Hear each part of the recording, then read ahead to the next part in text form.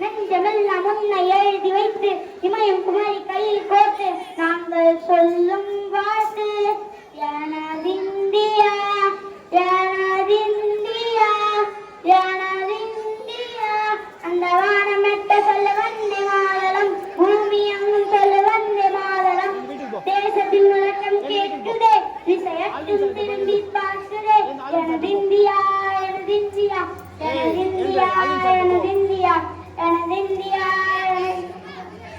எனதிந்தியா எனதிந்தியா. நன்றி, வணக்கம்.